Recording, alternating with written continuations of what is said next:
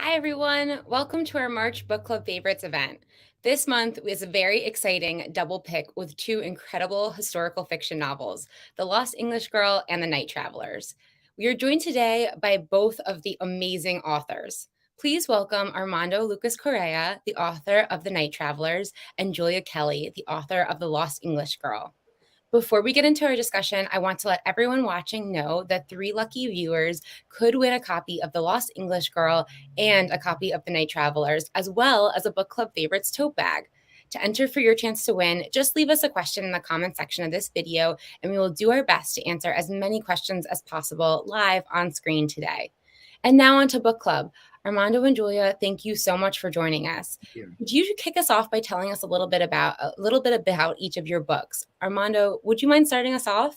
Yeah, thank you for having me. I'm happy to be here with Julia and Colin.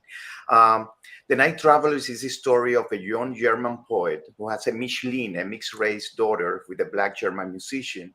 And when the girl is about to turn 7, her mother has to do everything she can to get her out of the country. According to the new racial laws of Nuremberg established by Hitler, Michelin children has to be sterilized or sent to concentration camps. The novel goes, from the 1930s in Berlin to Havana in the 1940s, covered the triumph of the Cuban Revolution, goes to New York, there to Dusseldorf, back to Berlin and Havana, and ends Berlin 2015. That's amazing. And so much traveling in one novel. It's a really beautiful read. Julia, would you mind telling us a little bit about your novel? Absolutely, and thank you so much for inviting me to chat about it. The Lost English Girl is a book that starts in the mid-1930s with a young Catholic girl and a young Jewish boy who become pregnant out of wedlock. And they come together with their families, they marry, and on the same day that they marry, they're separated for reasons that, of course, we get into in the book. But that plays out really at the beginning of World War II. So we jump forward a little bit, and Viv, who is that young woman, now has a daughter, Maggie, who she has to decide whether she's going to keep her with her in Liverpool and potentially face the danger of potential airstrikes, which of course did happen during the war, or whether she's going to send her away to safety in the countryside. And over the course of the war, things happen. Viv and her daughter are separated, and the novel really focuses on that relationship, but also what happens when Joshua, the young man who Viv is still married to, comes back into her life, and what happens when these people are brought together by circumstances. I love it. And I have to say, and I'm not just saying it because I'm talking to both of you, I loved both of these books. I think they're just beautiful stories. I'm a huge historical fiction fan, and I know that for historical fiction writers, a big piece of their process is the research part of that. Could you tell us a little bit about your research process and how that informed your writing? Julia, we can start with you this time. Sure. Well, this is a bit of a different book for me because although it's not a true story in terms of, chronicling somebody's life, the idea for the book came from a true story, which is a family story. I have a relative many years ago. Everybody has since passed away, but she became pregnant out of wedlock. She was a young Catholic girl, and the man who she became pregnant with was, I should say, a young Jewish man. They were brought together by their families and forced to separate on their wedding day. They never saw each other again.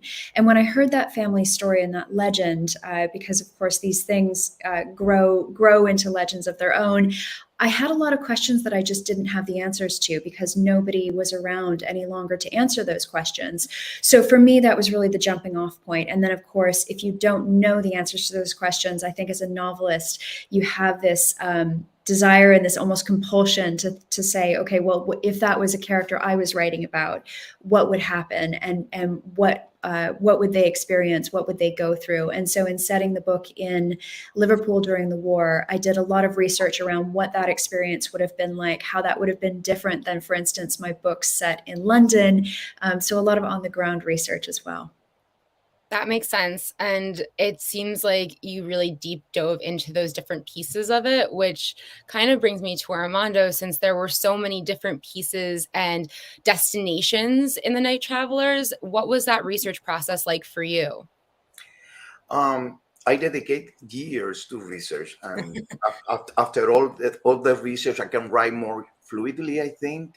In the case of the Night Travelers, I decided to include the extensive bibliography at the end of the book, because for me it's important that the reader knows that I am extremely careful with historical facts.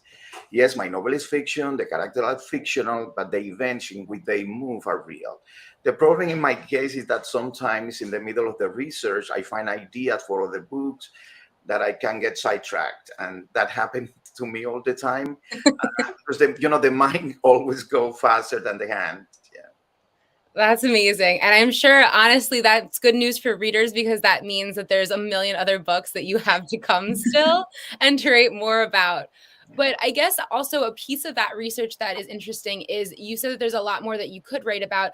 Were there any pieces of research for either one of you? Julia, you mentioned this kind of with your family not knowing much, that you couldn't get more of, and that you wished that you could have found more details about, or kind of, had more evidence or facts that you wanted to add in and couldn't find that in your research? I think for me, a lot of it comes down to, there is always more to research. There is always more to find out about. And, people often ask, at what stage do you do the research for your books? And I think for me, at least, there's an initial research stage, and then there's the research that you do along the way. And that could be anything from, you want to make a passing reference to a film that's playing in the local cinema, because maybe, your character goes to see a movie. Figuring out what that is can be surprisingly difficult sometimes, especially depending on what it is you're looking for. So I know for me, there are all sorts of things that I still have questions about, mostly around everyday life. What would it have been like? And I think one of the big responsibilities as a historical fiction author that often we face is trying to accurately represent what somebody else's life, especially if it's somebody else's life in a different culture than your own, or in, a different religious background. In my case, I'm neither Catholic nor Jewish. And so I felt a lot of responsibility around what would somebody's life have been like, both in the past, but also if they were in this particular city, in this particular religion or culture.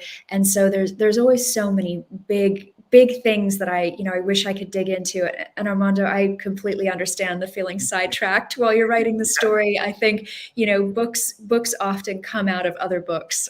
So hopefully we'll see those ideas from both of us maybe in the future. And I think in our case, or in my case, I tend to write more than is published always. Actually, Yes. by the time I finish the first draft, it's almost always twice as many words as that ends up getting published. I cut a lot. There are chapters even that I tend to delete, maybe because I am always conscious of the pace of the novel. And I remember that for The Daughter's Tale, I spent months studying what materials 19th century books were made of, what the smell was like when those books are burned. It was a chapter that I loved. The owner of the bookstore watched as the Nazis burned her treasures, and I wrote pages about the smell and the feeling of the woman as she watched her books burn. When the book was published, those 10 pages were reduced to a couple of paragraphs. Yeah. Well, I feel like you should kind of release that original chapter for us as like an excerpt. I definitely think that there are people that would love to read that. And actually, that kind of brings me to, so for Julia, it sounds like the kind of the story of your family took you in this journey to write, this book and to kind of experience more of what that would look like and expand on that. Mhm. But for you, Armando, what came first for The Night Travelers? Was it the plot? Was it a character that came to you? Was it this idea of, giving up your child, or, what was first? Yeah, I remember I read an article about this a black boy, a German black boy that it was in a concentration camp, and after liberation, he moved to U.S. and became part of the U.S. Army, and I was fascinated. I started to study about the black German, over 60,000. What happened with them? What was the fate of these people? And then I started creating a story about this a German poet, to have this Michelin girl, and everything has to do, she has to do the impossible to save her. And with all this relationship between mothers and daughter, I always obsessed with the mother. I grew up surrounded by powerful, intelligent women. My grandmother was the first woman who divorced in Guantanamo, Cuba, at the beginning of the 20th century. And with my mother, that she divorced my father because she wants to be an engineering. He wants, for her to be taking care of the children. And that relationship between mothers and daughters for me is part of I think, all my books. And in the same case, our children have two dads. Both of me and my husband were both father and mother at the same time. Yeah. That's amazing. And honestly, I feel like there's a story there just in like the women in your family. I would read about them Absolutely. all day. That's incredible. So for actually going into that kind of the mother and daughter relationship, both The Night Travelers and The Lost English Girl have that kind of that theme in common. Armando talked about it a little bit, but Julia, what inspired you to kind of write about that relationship, that tug and pull? I know there's a lot there, but it's just really interesting what drew you to that specifically.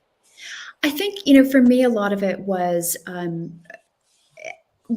sitting there and saying, I knew a little bit about Operation Pied Piper, which was the government scheme to send children from these urban centers and vulnerable people, but predominantly children and mothers and infants, from urban centers that were probably going to be the target of bombings, to the countryside where they were supposed to be safe. And, they were sent on trains, often with their school, maybe with their teacher or a volunteer monitoring them, but they were separated from their parents and they went to live with foster families. And it was such a massive upheaval and a huge movement of people, 1.5 million people on the official scheme. And they think about 3 million people for both private and that government scheme. I sat there and I thought to myself, this must have been one of the most incredibly difficult decisions for families to make, for parents to make, for children to try to understand. And what would it have been like to be a woman who was having to not only sacrifice a great amount in her life because she is essentially a single mother in a time where you couldn't be a single mother, even though she is married. She's estranged from her husband, and everybody in the community knows that. And then on top of that, she has to send away her daughter, who she's given up so much for. But if she doesn't send her daughter away, could she be exposing her daughter to risk and potentially risk her daughter's life?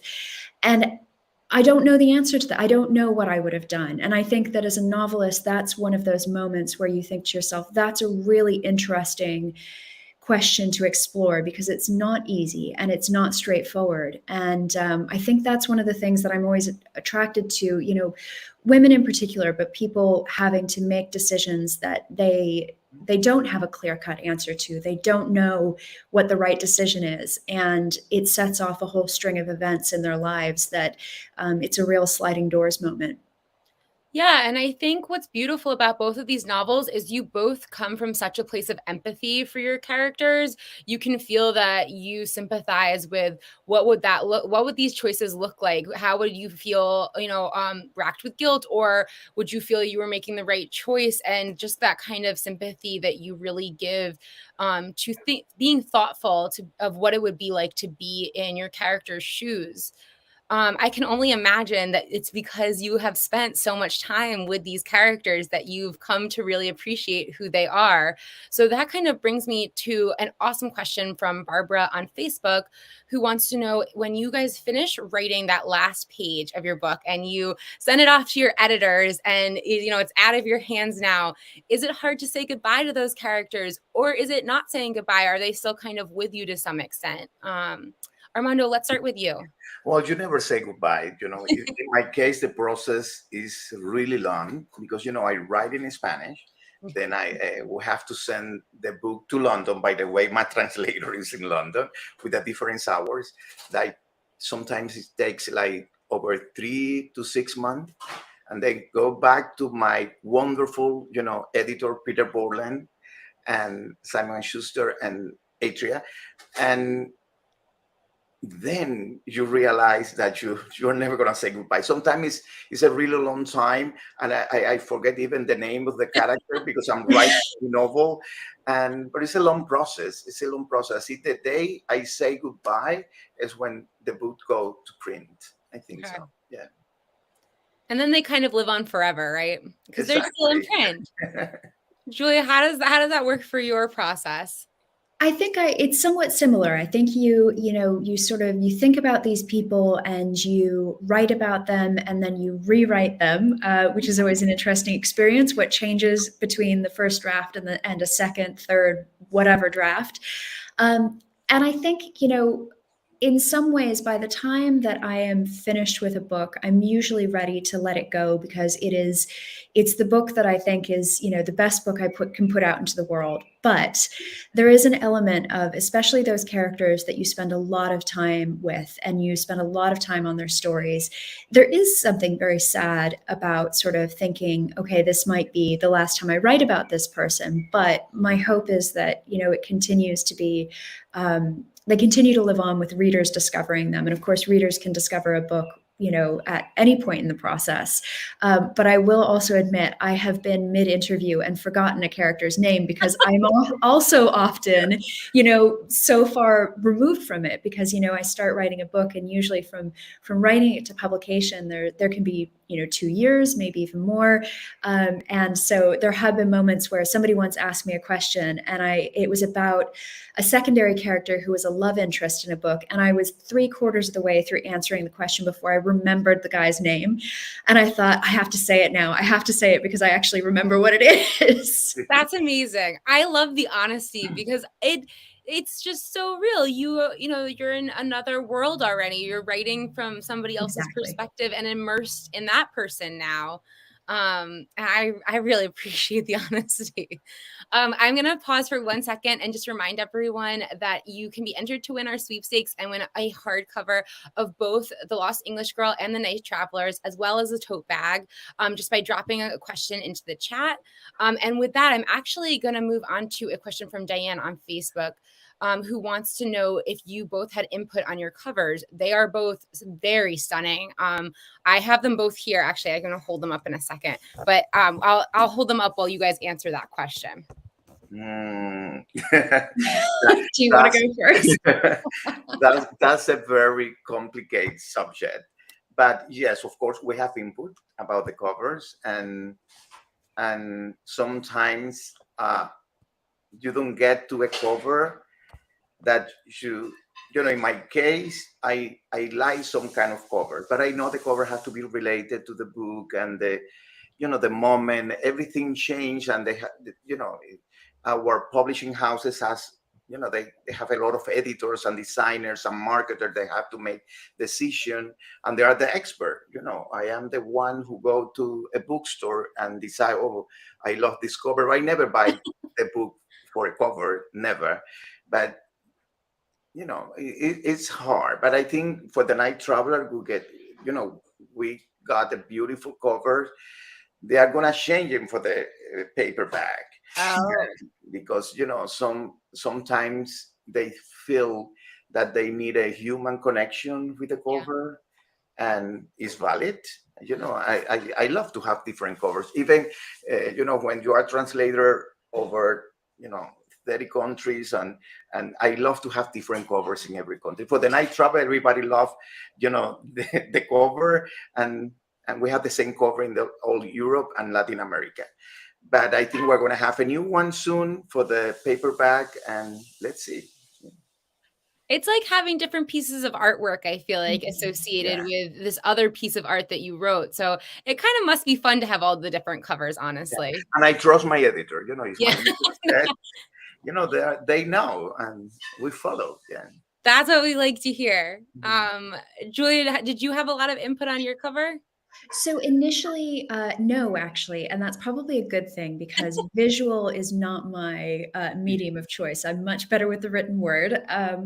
So typically, what ends up happening is I may or may not give a cover brief, you know, saying these are the characters, this is the tone and the feeling of the book. I don't actually think I did with The Lost English Girl.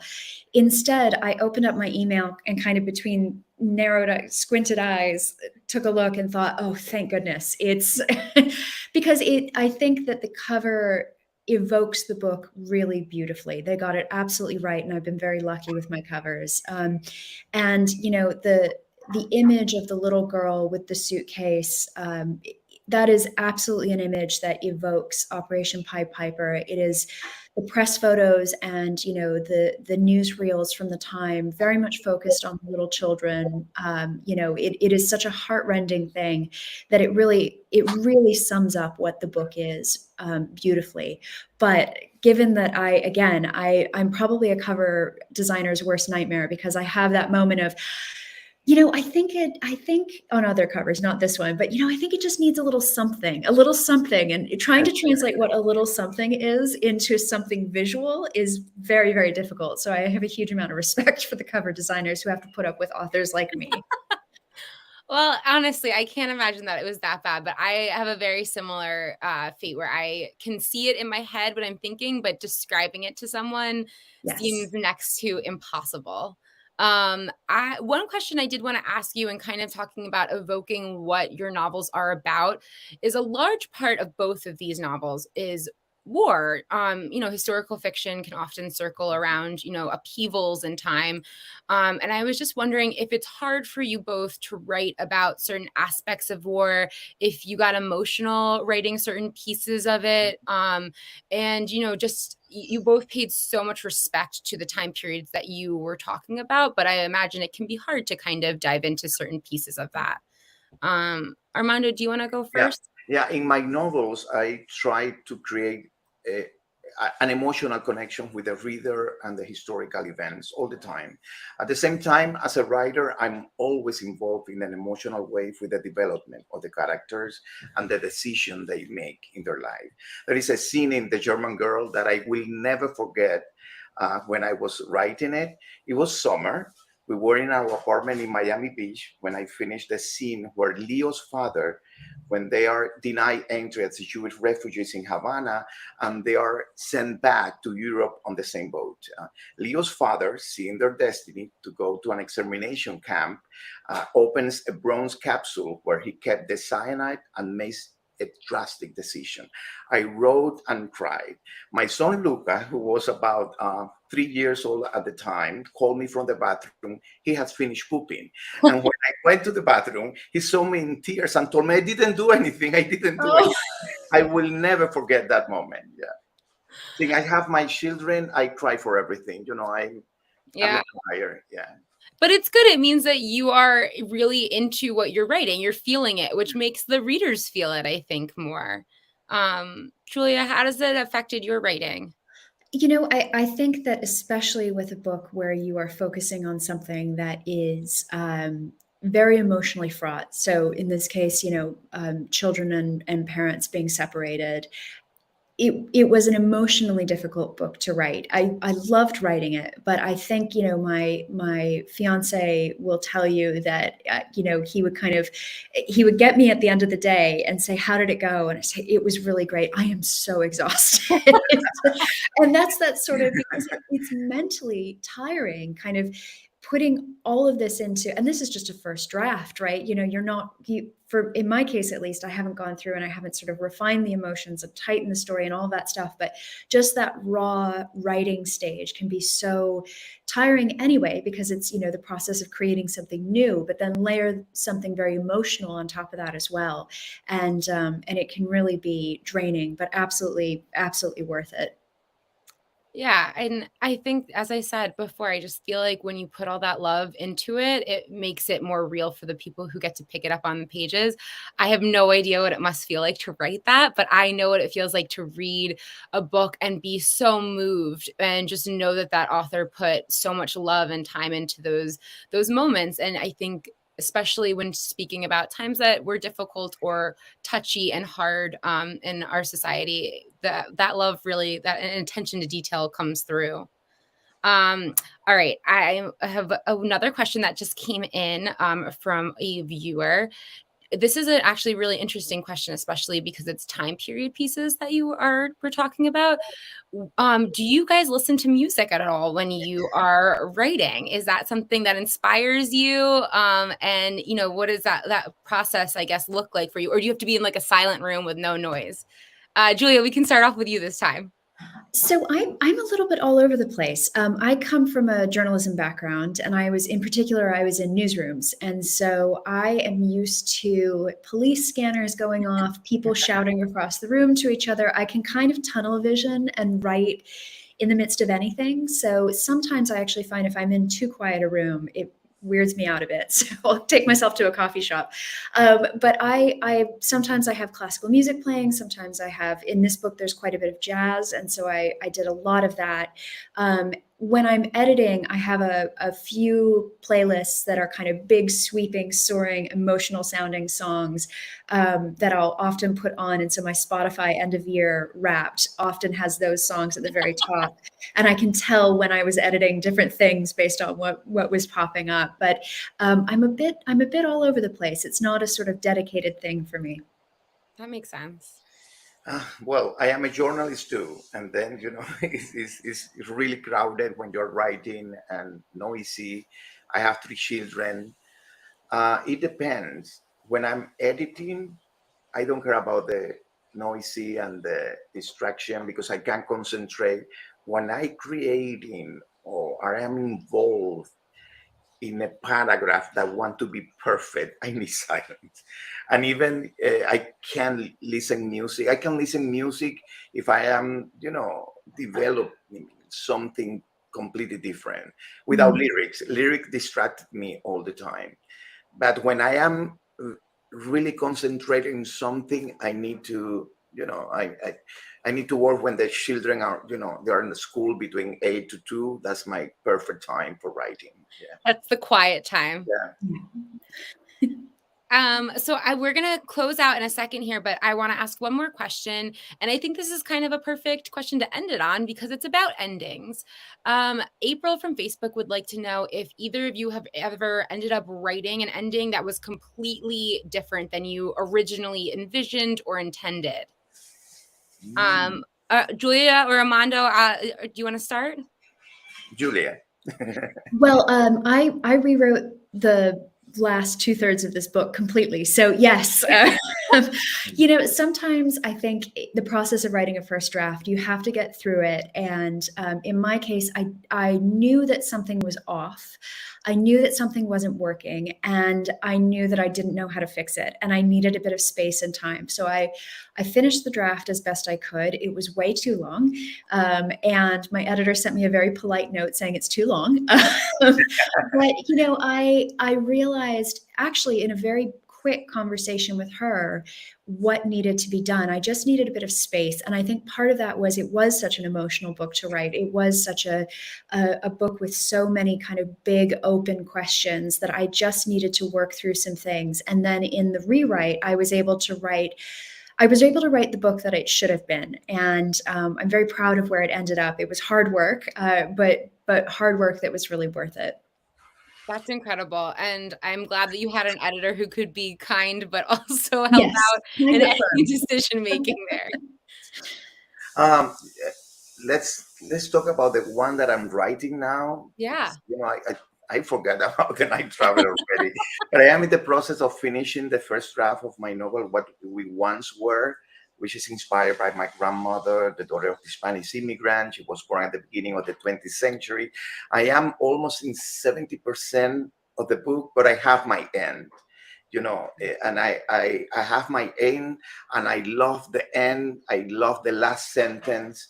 And it's happened all the time with me, even when I'm writing, I can have different chapter, but the beginning is a long process for the beginning of the book. Sometimes it takes months and you're still writing until you have the beginning. And that happens with me all the time with the end.